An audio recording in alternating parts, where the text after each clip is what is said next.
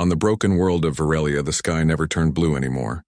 It stayed a deep, angry red, like the planet itself was bleeding from wounds it could not heal. Smoke curled from the ruins of cities that once sparkled with light. Now just skeletons. Of steel and glass, the air tasted of burnt metal and something sour like fear. Leela. Dawson moved like a shadow through the rubble, her boots crunching softly over shattered plascrete, her rifle slung low across her back. She was alone not by choice, but because everyone else had either died or run, and running was not in Lila's nature. She had stayed behind to scout the old landing zone where the last human dropship had crashed weeks ago. It was a graveyard now filled with twisted metal and the ghosts of friends she could not save. The war had come fast and brutal. The Krell Dominion did not ask for surrender. They burned everything they touched. Their war machines moved like swarms of black insects, devouring whole towns in hours. Their soldiers wore armor that seemed alive, pulsing with dark veins and glowing red eyes. They spoke no words, only static and screams. Humanity was losing, and everyone knew. Leela crouched behind the broken wing of a downed Sky Ranger, her breath fogging. In the cold air, she scanned the horizon with tired eyes. The sun was setting. But it did not bring peace, only deeper shadows, and the sounds of distant explosions like thunder that never ended. Then she saw it atop a tall stone spire that jutted from the ruins. Like a broken finger stood a figure. Lila froze. It was tall, slender, almost too graceful to be real. Its hair flowed like liquid silver, catching the last red light of the dying sun. Its skin glowed faintly as if lit from within, and its ears tapered to delicate points like something out of an old storybook. Next to it coiled a creature no bigger than a large dog, but built like a nightmare. Made beautiful. Its scales were black as space but shimmered with hints of violet and gold. Its eyes burned like twin stars, and thin trails of smoke curled from its nostrils. A dragon. Leela had heard stories, of course. Every kid on Earth grew up with tales of elves and dragons. But those were myths. Bedtime stories for children, not things that stood on ruined obelisks in the middle of a war zone. Yet there it was. The elf woman stood perfectly still, one hand resting lightly on the dragon's head. The wind tugged at her long hair and the tattered edges of her strange silver robe. She looked both ancient and young at the same time, like she had seen 1,000 wars but still carried the softness of someone who remembered kindness. Leela's heart hammered in her chest. She should have hidden, should have backed away slowly and silently, but something held her in place. Not fear, not curiosity, but something deeper, something she could not name. The elf turned her head slightly, as if sensing eyes on her, but she did not look directly at Lila. Not yet. Leela swallowed hard, her throat dry, her fingers trembling not from cold but from something else. A strange ache in her chest, like she was standing too close to something sacred.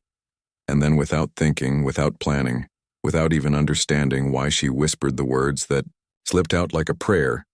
"You're the most beautiful thing I've ever seen." The moment the words left her lips, the wind seemed to stop. Even the distant booms of artillery faded into silence. The elf woman turned fully, now her eyes locking onto Lila's. They were not human eyes. They were deep and endless, like looking into a night sky filled with stars, but there was no anger in them. No threat, only a quiet sadness that made Lila's breath catch. The dragon lifted its head too, its glowing eyes fixed on Leela, but it did not growl. It did not hiss, it only watched as if waiting. Leela did not move, she could not. She felt pinned, not by fear, but by the weight of that gaze, as if the elf could see every scar, every loss, every secret she had ever carried. Slowly, the elf raised one hand, not in warning, but in greeting, her fingers long and pale. Catching the dim light, Lila hesitated, then took a single step forward. The ground beneath her shifted slightly, and a piece of broken metal clattered down the rubble. The sound was small, but in the silence it echoed like a gunshot. The dragon's wings flared open for just a second, revealing membranes like stained glass shot through with veins of light. Then it folded them again. Calm once more, the elf woman tilted her head as if listening to something far away. Then she spoke, her voice soft but clear like water over smooth stones. "You should not be here." Human Leela blinked.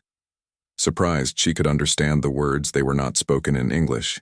Yet Lila understood them perfectly, as if they had been placed directly into her mind. "I know," she said, her voice rough from days without speaking. but she forced the words out anyway. But neither should you. The elf's lips curved into the faintest hint of a smile, not mocking, not kind, just sad, perhaps not. She stepped down from the spire with impossible grace, her bare feet touching the broken ground without making a sound. The dragon followed close behind its claws, clicking softly on stone Leela's. Hand twitched toward her rifle, but she stopped herself. This was not an enemy, she knew it in her bones. "Who are you?" Leela asked. "My name is Naira." The elf said, "I am the last of my kind." "And that?" Lila nodded toward the dragon Keelan. Naira said, placing a hand on the creature's head, "He is my shadow." My voice, when I have none. Keelan let out a low hum, a sound that vibrated through Lila's chest. Not threatening, but almost comforting, like the purr of a cat. Only deeper, richer. "Why are you here?" Lila asked. "If you're the last of your kind, shouldn't you be hiding?" Naira looked past Lila toward the horizon where the red sky met the black smoke of burning cities. "Hiding did not save my people," she said softly. "Running only delays the end." Layla understood that too well. "The Krell are digging," she said. "They've been tearing up the old ruins near the crater. They're looking for something." Naira's expression darkened, her starry eyes narrowing slightly. "They seek the Heartstone." Leela had never heard that name before, but the way Nira said it made her stomach twist. "What is it?" "A weapon," Nira said. "But not like yours. It does not kill with fire or blast it. Unravels thought it erases memory. It can make a world forget it ever lived." Leela stared at her. "That's impossible." Naira turned to face her fully. Now her gaze steady. "Is it? Your people have already forgotten so much you do not even remember that you were not the first to walk among the stars." Lila wanted to argue, but the truth of it settled over her. Like a heavy blanket, she had seen things in the ruins, carvings older than human history, symbols that matched nothing in any database. Before she could respond, a deep rumble shook the ground, not from far away, but close. Both women turned in the distance. A Krell skiff rose over the ridge, its black hull bristling with weapons, its searchlights cutting through the smoke like blades. "They found us," Lila whispered. Nira did not look afraid, she looked determined. "We must move." "But where to? Your people, if they still live?" Lila hesitated. The resistance was scattered, broken, but there was a bunker deep beneath New Haven. Maybe they could make it. "Follow me," she said. She turned and began to move quickly through the ruins. Naira and Kaelin followed without question, the dragon moving with surprising silence for something so large. As they ran, the skiff's lights swept closer and closer. Lila's heart pounded in her ears, but she did not look back. She trusted the strange elf and her dragon, for reasons she could not explain. They reached a collapsed subway entrance. Leela pulled aside a rusted grate and dropped down into the darkness. Naira paused at the edge, looking down. "You go first," she said. "I will cover our trail." Leela nodded and disappeared into the tunnel above. The skiff hovered lower, its engines whining like a hungry beast. Nira raised her hands and whispered words that shimmered in the air like sparks. Kaelin crouched beside her, his body glowing faintly. The Krell soldiers leaped from the skiff, their armor clanking as they hit the ground, weapons raised, but they found nothing. The spire was empty. The rubble still. One soldier scanned the area with a device that beeped frantically, then went silent. The elf was gone, deep below the surface. Lila waited in the dark, her breath coming fast. Then a soft light appeared at the tunnel entrance. Naira stepped down, Kaelin right behind her, his eyes casting a gentle glow that pushed back the shadows.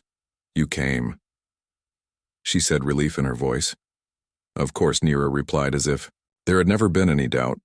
Lila looked at her, then at the dragon, then back at the elf. "Why help us? We're just humans." Nira met her gaze, and for the first time, there was something like hope in those star-filled eyes. "Because you whispered kindness in a world that has forgotten how," and in that moment Lila knew this was not the end of something. It was the beginning. The tunnel was cold and damp, the air thick with the smell of wet stone and old rust. Lila led the way, her boots splashing through shallow puddles that reflected the soft glow from Kaelin's eyes behind her. Naira moved silently, her bare feet making no sound at all. The dragon followed close, his claws clicking softly on the concrete floor. They walked for what felt like hours, twisting through collapsed passages and flooded service tunnels, until finally Lila stopped before a heavy metal door, marked with faded red letters that read Emergency Shelter Gamma. She pressed her palm against a hidden panel, and after a few tense seconds, the door hissed open, revealing a dimly lit corridor beyond. Inside the bunker, the air was stale but warm voices, echoed from deeper within the sound of people alive and fighting. Lila turned to Nira. Stay close. She whispered, they might not trust you.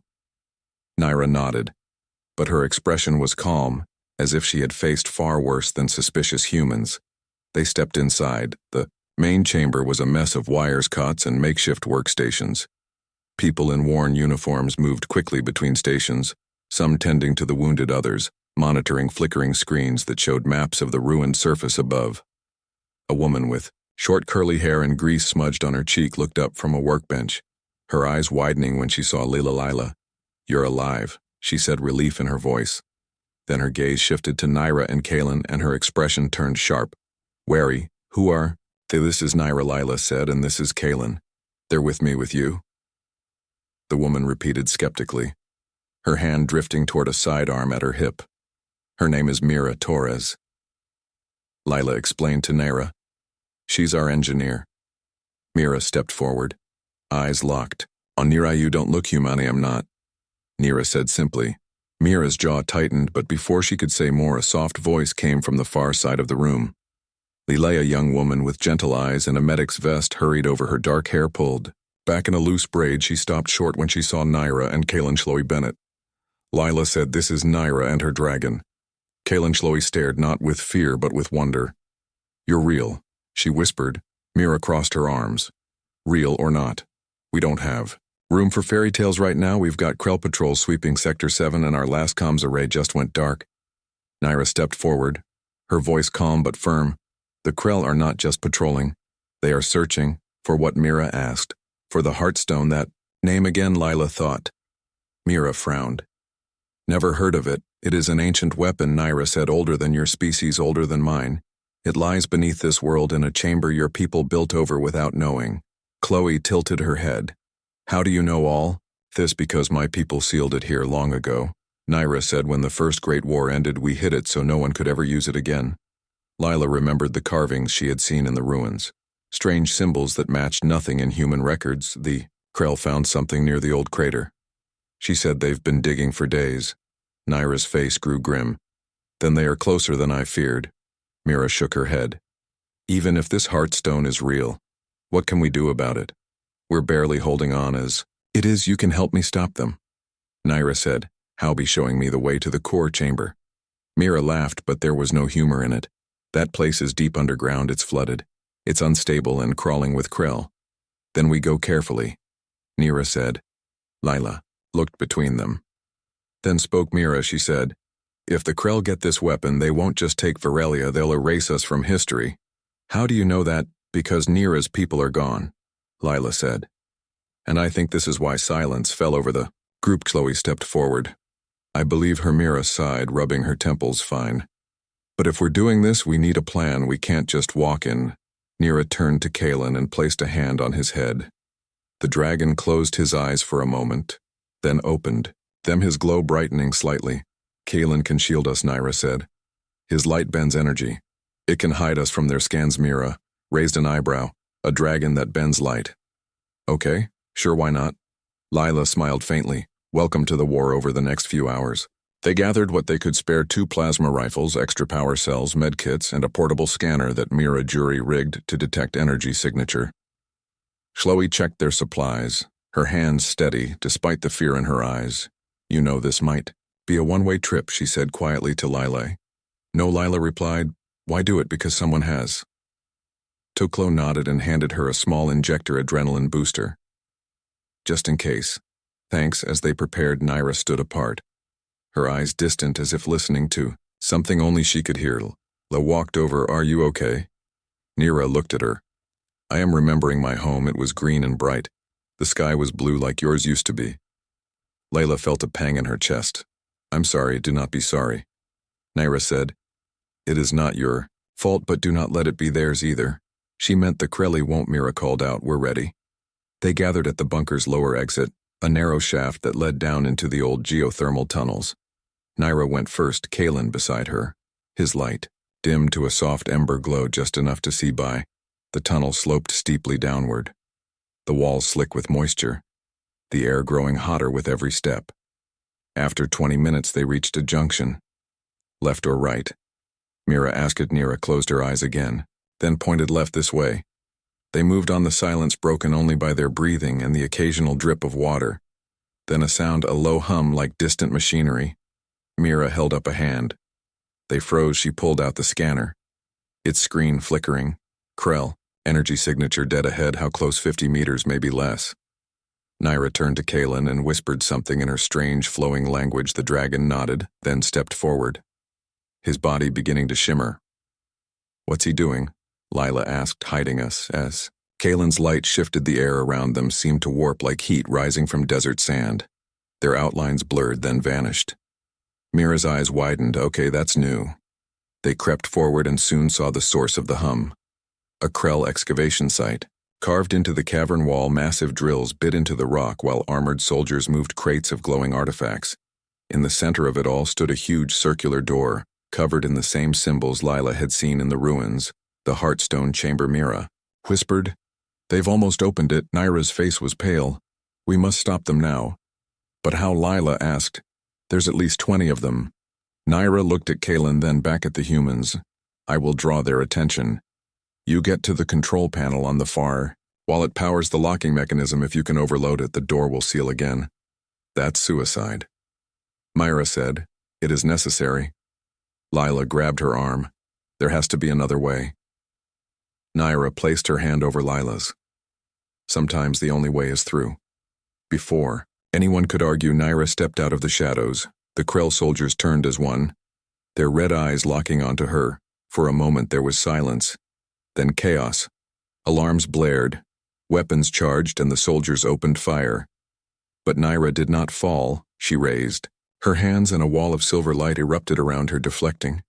The blast's Kalen roared a sound like thunder and fire and leaped into the fray, his body a blur of scales and flame. Now Mira hissed. They ran low and fast toward the far wall, dodging falling debris and stray shots. Lila covered Mira as she worked on the panel, sparks flying from her tools. "Hurry, almost got it." A Krell soldier turned toward them. Rifle raised, Lila fired 3 shots center mass. The soldier staggered but did not fall. Its armor absorbed the hit. Chloe tackled Lila out of the way as a plasma bolt seared the air where she had stood. "They're too strong."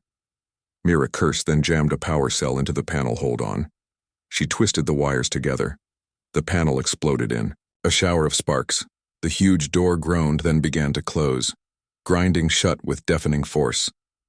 The Krell commander, a towering figure with a skull-like face and glowing red veins in his armor, turned and let out a shriek of rage.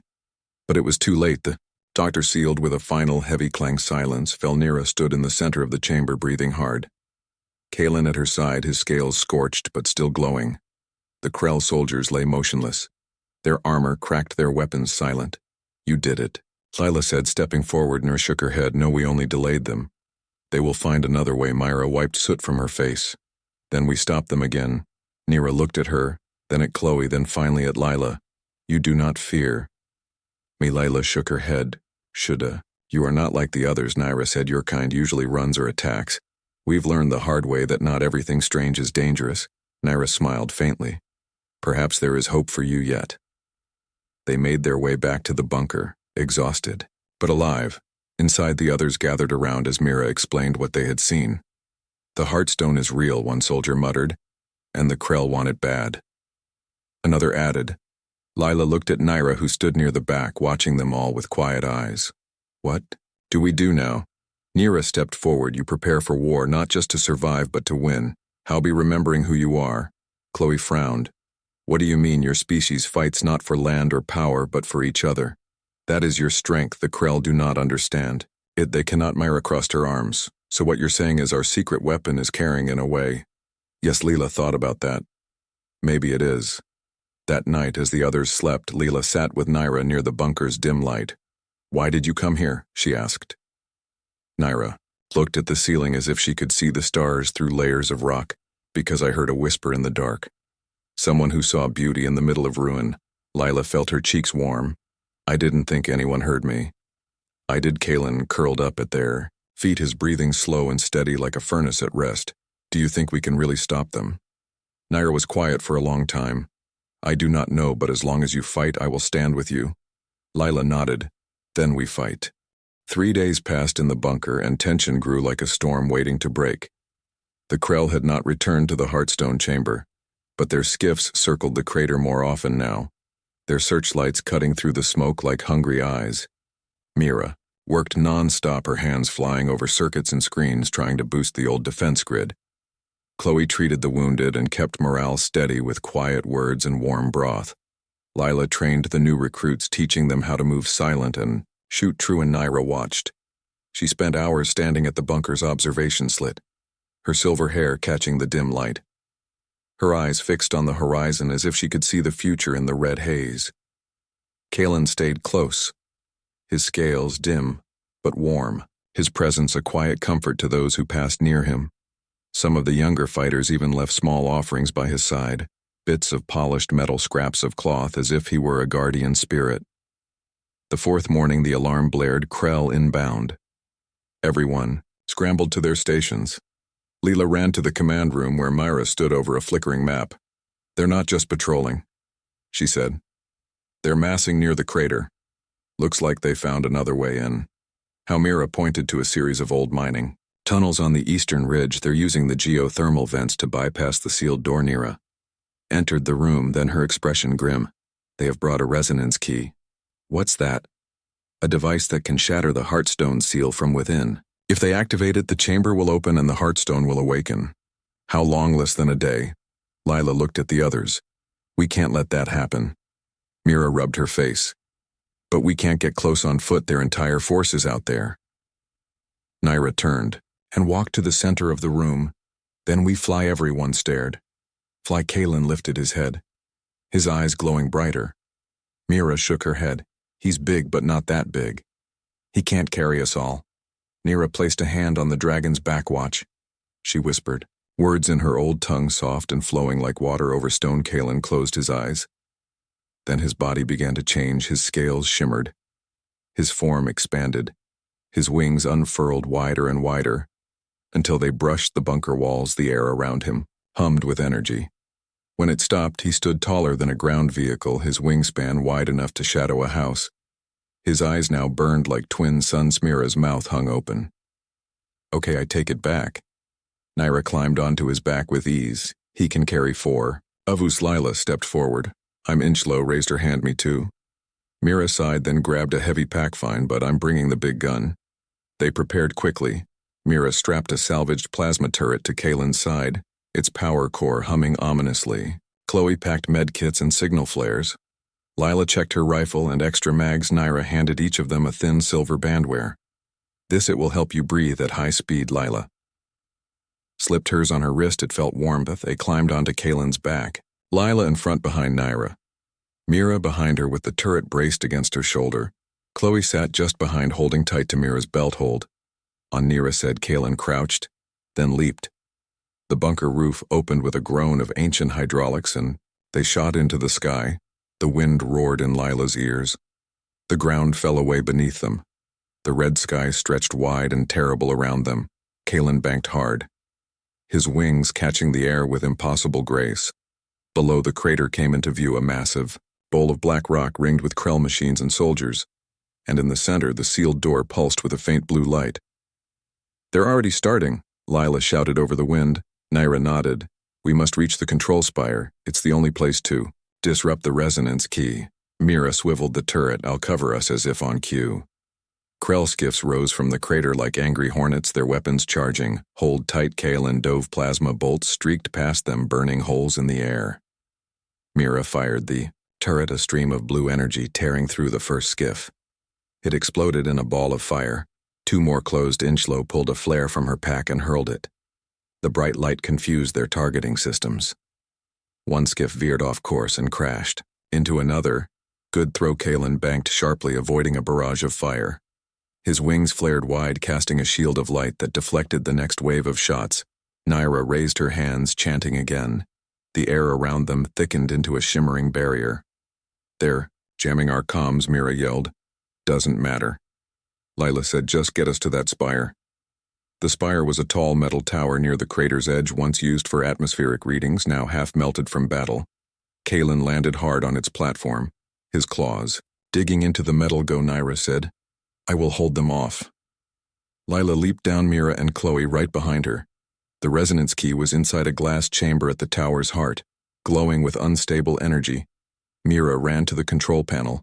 It's locked. Chloe scanned the room. There's a manual override, but it's on the other side of the chamber. Lila saw it, a red lever behind a reinforced door. I'll get it. She sprinted across the platform, ducking as a skiff fired on them. The blast tore through the railing. Inside the chamber, the air crackled with static. Lila reached the door and pulled it open. A Krell soldier stood inside. Lunged, Lila sidestepped and drove her knife into its neck joint. The weak point Nira had shown her. It fell, twitching. She grabbed the lever and pulled. Nothing happened. Mira cursed over the comms. The main power is still feeding it. We need to cut the core line. Or follow the blue conduit on the wall. Lila ran, tracing the glowing line to a junction box. She pried it open, sparks flying. Now what, Rip? The red wires. She did. The resonance key flickered. Almost outside, Kalen roared as 3 skiffs rammed into him. His light flared bright, then dimmed. Naira cried out, blood trickling from her nose. The strain of holding the shield too great. Lila looked at the key. It was still active. She had one idea. She pulled a grenade from her belt, the last one. Mira, no, too late. She armed it and tossed it into the key's housing. Get down. They dove behind cover. The explosion shattered the glass and blew out the power. The resonance key went dark. The Krell skiffs faltered, their systems disrupted. Kalen rose one last time, his wings tattered but still strong. Get on. They scrambled back onto his back. As they lifted off the crater, the ground shook. The Heartstone was stirring. A deep pulse of blue light erupted from the sealed door, shaking the earth. Naira turned pale. It sensed the key, even broken. It is waking. We have to go back, Lila said. No, Naira said firmly. Not yet. It is not ready to be destroyed. Only delayed. Then what do? We buy time. Kalen flew toward the distant mountains, the Krell too confused to follow. Below, the crater glowed like a dying star. Back at the bunker, the team gathered, exhausted but alive. Myra checked Kalen's wounds. The dragon let her touch. His scales, his breathing slow. He'll heal, she said. Chloe handed out water. We stopped them for now, but not for long, Leela said. Nira stood at the edge of the room, her eyes distant. They will try again, and next time they will bring more. So what's the plan? I returned to them. We do not wait for them to come to us. Lila frowned. You mean we attack, we finish this? Oneira looked at Kalen, then at the humans. To destroy the Heartstone, we must go inside the chamber. Not just to the door, but to its core. That's suicide, Chloe whispered. Perhaps, Naira said. But it is the only way. Mira stood. Then we make it count. They spent the night planning. Mira rigged a pulse charge strong enough to shatter the Heartstone's matrix. Chloe prepared sedatives to calm the stones. Psychic field if it tried to influence them. Lila mapped the safest route through the chamber based on old colony blueprints. Nira said little. She sat with Kalen, her hand resting on his head, her eyes closed. Lila approached. Are you scared? Naira opened. Her eyes say, I'm tired but not scared. Why? Because this time I do not fight alone. Lila sat beside her. We've got your back. Kalen hummed softly, the sound warm and steady. In the morning they would return to the crater, not to delay, but to end it. The red sky watched silent as they slept, dreaming of blue skies and green earth and a world that remembered kindness. And high above, unseen by human eyes, a single star flickered brighter than the rest, as if watching over them too. Dawn came not with light, but with a deeper red, the sky heavy with ash and the promise of final battle. The air outside the bunker was still the kind of quiet that comes before a storm. Lila stood at the entrance, checking her gear for the third time, her hands steady, but her heart loud in her chest beside her. Mira adjusted the straps on her armor, her fingers stained with grease and something darker. Chloe sat on a crate, quietly sharpening a medical scalpel. Not for cutting flesh, but for cutting wires if needed. Naira stood apart, her silver hair loose around her shoulders, her eyes fixed on the distant crater, where the Heartstone pulsed like a slow heartbeat beneath the earth. Kalen lay at her feet, his scales dull, but his breathing deep, and even he had healed enough to fly one last time. "We ready?" Mira asked. "As will ever be," Lila said. Nira turned to them, her voice soft but clear. "Once we enter the chamber, there is no turning back. The Heartstone will try to show you your fears, your regrets. It feeds on sorrow. Do not listen." "How do we fight that?" Chloe asked. "By remembering why you are here." Lila nodded. She thought of her brother lost in the first wave of the invasion. She thought of the kids in New Haven who still drew pictures. Of blue skies, she thought of Naira whispering in the dark and a dragon made of starlight. "I'm ready." They climbed onto Kalen's back again. This time no one spoke, the weight of what they carried too heavy for words. Kalen leaped into the sky, his wings wide and strong, the wind howling around them. The crater came into view faster. This time, the Krell defenses thinner, but the air thicker with energy. The Heartstone was awake now, its blue light bleeding through cracks in the sealed door. They landed hard on the platform near the spire. The same place as before, but everything felt different. Heavier, more final. "Get to the door," Naira said. "I will hold the entrance." Mira unstrapped the pulse charge and handed it to Lila. "Detonators set for 30 seconds. Once you plant it, run like hell." Layla took it. "What about you?" "I'll be right behind you." They knew she was lying, but no one said it. Lila, Chloe, and Mira ran for the sealed door. Nira stood tall, Kalen rising beside her, his eyes blazing. The Krell came fast. Not skiffs this time, but warriors on foot, their armor blacker than night. Their leader at the front, taller than the rest. His chest fused with jagged crystal that glowed the same blue as the Heartstone. "Vraxis." Naira spoke his name like, "A curse, you are too late, little ghost." He hissed, his voice like grinding stone. The door groaned, then split open, not from force, but from within. The Heartstone had opened for him. "Go," Lila shouted. They plunged into the darkness. Inside the chamber, the air hummed with power. Walls lined with ancient carvings that seemed to move in the dim light. The floor sloped downward into a vast pit, at the center of which floated the Heartstone, a sphere of swirling blue energy, no bigger than a human head, but radiating a presence that made Lila's teeth ache. "This way," Mira said, leading them down a narrow path. The Heartstone pulsed, and the visions came. Lila saw her brother reaching for her in the smoke, calling her name over and over. Chloe saw her clinic, burning patients screaming with no one to help. Mira saw her machines failing one by one as the Krell overran the bunker. "Do not look," Lila said, gripping their arms. They kept moving, at the pit's edge. They stopped. The Heartstone hovered just out of reach. Mira pulled out a small launcher catch. She fired a grapple line. It wrapped around the stone and yanked it down. Lila planted the charge, pressed the timer, and stepped back. 30 seconds. They turned to run, but Vraxis stood in the doorway. "You think your little bomb can kill a god?" He raised a hand and the charge sparked, then died. "No." Lila drew her knife. "It's over, Vraxis. For you, perhaps." He lunged. Mira fired her sidearm. The shots bounced off his crystal chest. Chloe threw a smoke pellet, but Vraxis walked through it like mist. Lila charged. He backhanded her into the wall, stars exploding in her vision. "You are insects," he said. Outside the chamber, Nira faced the Krell army alone. Kalen roared fire, bursting from his maw, melting armor and bone, but there were too many. Nira's light flickered, blood on her lips. She looked toward the chamber, knowing what must be done. She placed a hand on Kalen's head. "Forgive me, old friend." He nuzzled her hand, his eyes full of understanding. Then she turned and ran, not away but toward the Heartstone chamber. Vraxis laughed as she entered. The last Siltheri come to Deianira ignored him. She looked at Lila, who struggled to stand. "You called me beautiful," she said. Lila blinked, tears in her eyes. "I did. Beauty is not in form," she said. "It is in sacrifice." Before anyone could move, Naira grabbed Kalen's horn and spoke one final word in the old tongue. Light erupted, not from the Heartstone but from them. Nira and Kalen leapt not at Vraxis, but into the Heartstone itself. There, bodies dissolved into pure energy, silver and gold swirling into the blue core. The Heartstone screamed. Vraxis staggered, his crystal chest cracking. The chamber shook, the walls splitting the ground. Trembling, Lila grabbed Myra and Chloe. "Run."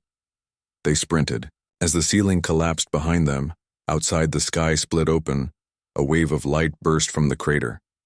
Not fire, not destruction, but cleansing. The Krell soldiers froze, then crumbled to dust. Their machines turned to glass. Then shattered, Vraxus let out a final roar as his body unraveled thread by thread until nothing remained. The light-faded silence. Lila stood at the crater's edge, her friends beside her. The Heartstone was gone.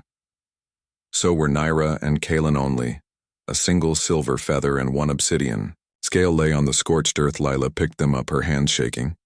She did it, Mira wiped her eyes. They both did. Chloe knelt and placed a hand on the ground. Thank you. The red sky began to fade for the first time in months. A pale blue showed through the clouds. The war was not over, but the Heartstone was gone, and with it the Krell's greatest weapon. They walked back to the bunker not as survivors but as witnesses, to courage, to friendship, to a whisper that became a light strong enough to save a world, and high above unseen, but felt a warmth lingered in the wind like the memory of wings, and a voice that once said, "You are not alone." Weeks passed and Virelia began to breathe again. The red haze in the sky thinned day by day until real sunlight touched the ground. For the first time in over a year, small green shoots pushed through the ash near the crater where the Heartstone had been. People came out of hiding, not with weapons but with shovels and seeds. Lila stood on the rebuilt balcony of New Haven's central tower. The wind cool and clean against her skin. Below, the city rose not from steel and glass but from wood, and hope houses with real windows, gardens on rooftops, children laughing in streets that no longer echoed with gunfire.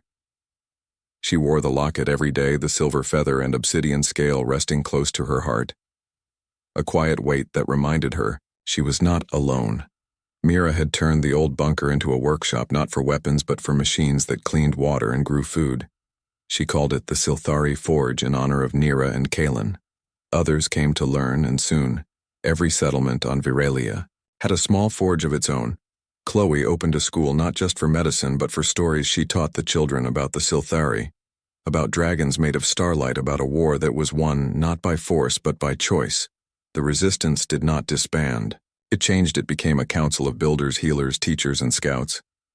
Leela led them not as a soldier but as a bridge between what was and what could be. One evening she stood at the edge of the crater, now a quiet basin filled with clear water that reflected the stars. Mira joined her hands in her pockets, still talking to her. Lila smiled. She listened. Chloe came too, holding a small sapling. "We're planting it here tomorrow, a Silthari tree." The seeds were in the ruins. Lila touched the leaves. Nyra would like that. They stood in silence, watching the stars appear one by one. The Krell were not gone, but they were broken without the Heartstone. Their empire began to crumble. Other species, long hidden, rose up against them. Whispers came through, broken comms of uprisings on distant worlds, of old enemies finding common ground. Humanity was no longer just fighting for survival. It was reaching out. Lila became the first human ambassador to the galactic fringe. She traveled on ships built with Silthari, designs, their hulls lined with light instead of armor. She spoke not of conquest but of memory, of loss, of the cost of forgetting. On one such journey she met a being of living crystal, who bowed low and said, "Your kind saved us too." Back on Virelia, the Silthari tree grew fast, its silver leaves shimmering even in moonlight. Years passed. Leela's hair turned gray but her eyes stayed sharp. She walked slower now, but her voice still carried in council halls and open fields. One night, she stood alone, on the same balcony where it all began. The city quiet below, the sky deep and full of stars. She opened her locket and held the feather and scale in her palm. "You're the most beautiful thing I've ever seen," she whispered. The wind stirred, and far above in the endless dark a flicker of light danced between the stars. Not a ship, not a comet, but something older. Something kind-like. Moonlight on dragon wings, like a hand reaching back through time, like a promise kept down. Below, a child pointed up. "Look, Mama, a shooting star." The mother smiled. "No, dear, that's a guardian." And somewhere in the quiet hum of the universe, Nyra and Kalen watched over the world. They helped save not as ghosts, but as echoes of courage that would never fade. The war had ended, not with a bang, but with a whisper. And the whisper became a song, and the song became hope, and hope became home.